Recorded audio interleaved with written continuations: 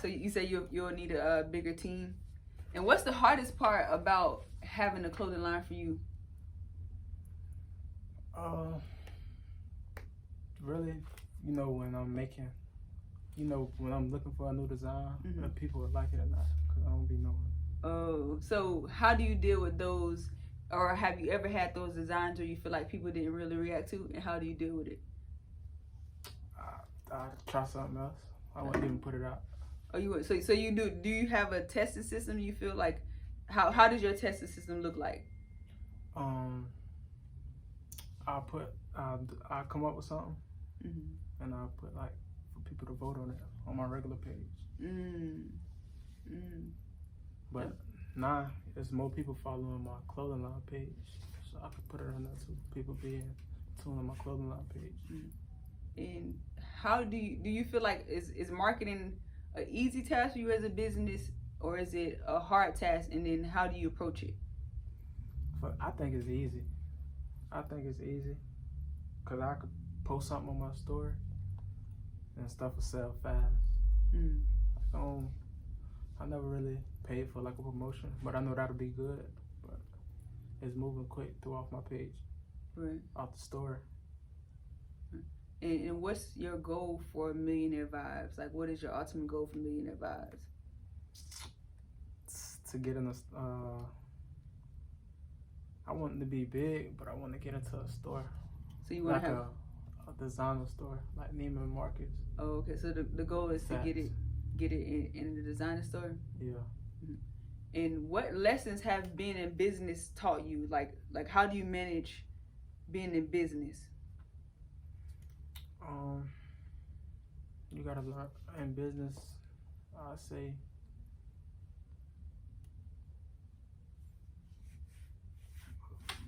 budgeting money and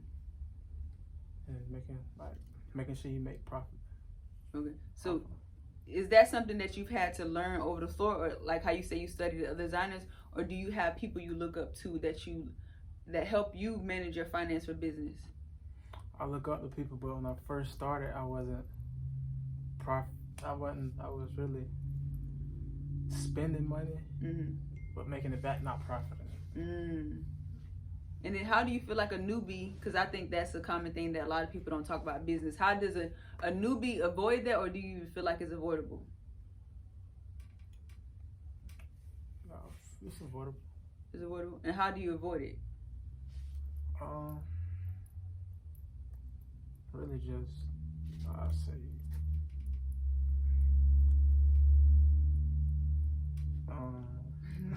it's okay. Yeah, take your time. We got time. I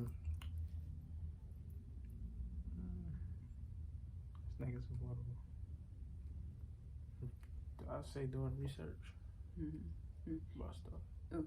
And where do you feel like is your biggest area or platform that you find your research? Is it Instagram, or is it Pinterest, or is it YouTube? Like, what is your biggest source of finding your business information?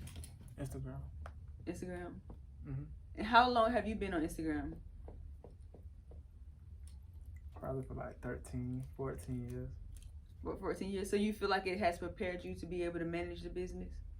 Yeah, I know probably at first, Instagram wasn't, people was probably coming up off their businesses on different sources. But I see that people getting rich off Instagram. Blowing up. So, like, do you have any people on Instagram that you follow that you feel like are your people that you look up to? Yeah. Who are some of those people? I want to know. Because do you feel like who you follow impacts like your lifestyle, or you think it don't matter?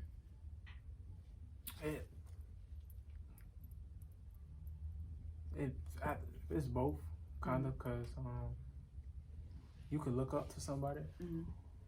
Looking up to somebody will make you like follow their footsteps, but in your own way. I feel like when you see people that's at the top, that'll motivate you to do good.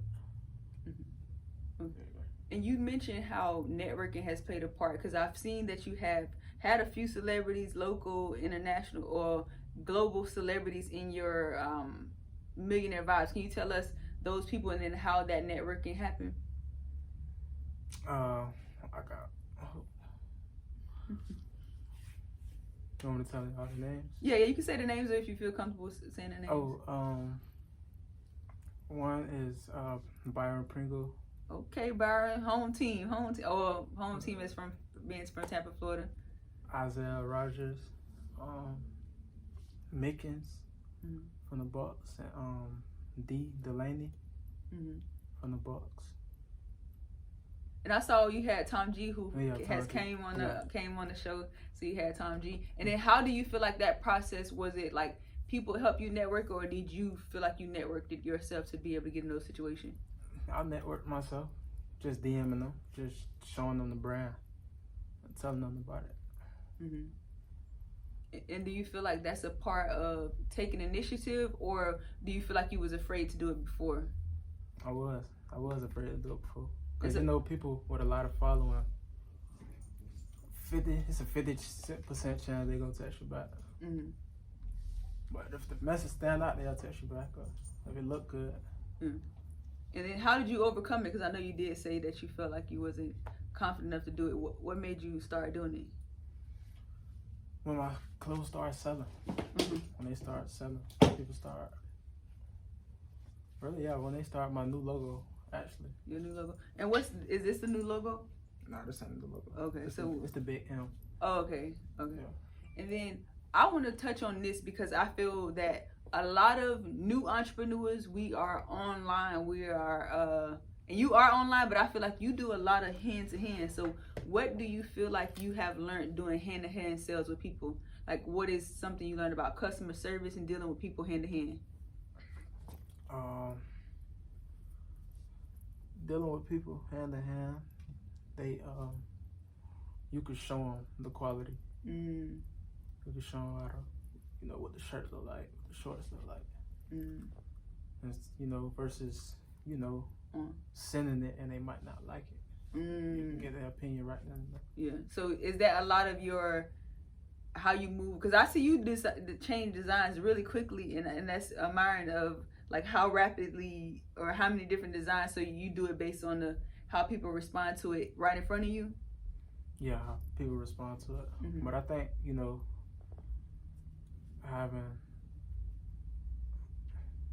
can't really, in the clothing, you can't really use the same thing for too long because it'll get played out. So you gotta switch at least every month. And then I know you did say you were preparing for a new collection. We were just talking off camera. So how does that process look? You don't have to tell us what it is, but how do you say, okay, it drops this day? Do you do a launch party? Like, how does your drops look like for you? As soon as it come in. Oh, as soon as it come in? Yeah, as soon as it come in, hot off the press? Yeah. I'm going to drop it then. But with this new collection, I'm going to put it on my website. Yeah, website. So what's the website going to be called? Because I want people to be able to go to that website, especially people, because we might have people all over. Well, MillionaireVibes.com. MillionaireVibes.com? No, MillionaireVibesClothing.com. MillionaireVibes.clothing.com. I'm going to put it as a comment on this post. And so we are here in the WAWG bookstore, surrounded by books. I know that you said your source of inspiration has been a lot of internet, Instagram. So have you had any books that have changed your worldview or help you in your business endeavor? No, I ain't never read no book before. No, that's fine. No, that's definitely fine. That's why I want to see, because how old are you? 21. And I think that's the interesting to see, like how much technology has even the playing field, because just you might not think, and I just want to insert this because I feel like I want to say this, is information is everywhere now. You get what I'm saying? It comes in different forms. I've learned so much about business just being on Facebook groups with a lot of people. So I just want to say that, and not make you feel like it was, you were any different because you didn't read. But I wanted to say that you being Tez and people know you as a brand, is it your goal to always be in front of the brand, or do you look to take a step back? Like, what's the pros and cons of being in front of your brand? Well, right now, pros is, you know, being interact with everybody who hit me up, and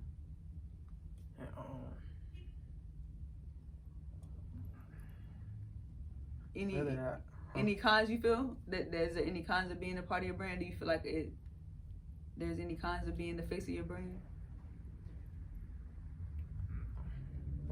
No. It's just a question. And then, just to wrap it up, I want to ask you if you can go tell your 18-year-old self, which was 3 years ago, a piece of advice. What would that be?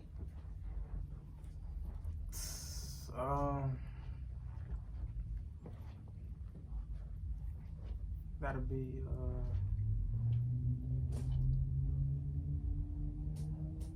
I could say just, you know, do better, really. In what area would you say it? Lazy. Oh, so you saying like to have a better work ethic? Yeah, I have a better work ethic. I was lazy. Okay. I was 18. You just feel like, and but then what? But I was in school. I'm still in college too. So how do you balance college and then being a business owner? I just want to throw that question in there. Well, really, when I was on campus, businessman. Yeah. When I was on campus, I didn't. When I was on campus, that's when I started the brand. When I was on campus, I didn't. I felt like if I was on campus right now, I wouldn't be pushing it how I'm pushing it. Ever since I've been back, I've been able to push it how I want to. Cause I felt like nobody wanted to go push it the way you. Yeah, push it how I push it. So that's why. And then, is there anything that you wanted to add to the interview? My new collection dropping in probably 2 weeks. Okay, we'll look out for it. And then also, was this your first interview? Yeah. Yeah. So we want to just say that this is his first interview, and I thank you for coming on this platform, because I know that it can be a range of emotions having your first interview. So I thank you for coming here, and we look to see all the amazing and great things that you will do. And y'all, next week we're actually gonna take a bye week. I won't be doing an interview, but we'll be back, and I'll be after that week, and I'll be announcing the next guest, and also the WAWG Bookstore. They're going to be doing monthly pop-ups for Black business owners who want to come and promote their brand. It's going to be monthly, so please, we're going to put the information on how to get in contact to be part of the next pop-up shop that's coming in November, because you know we got to support each other. Thank y'all. Thank you, Mr. Henry, for letting me host here. Thank you. Okay, Mr. Henry, I'm about to end the live. All right.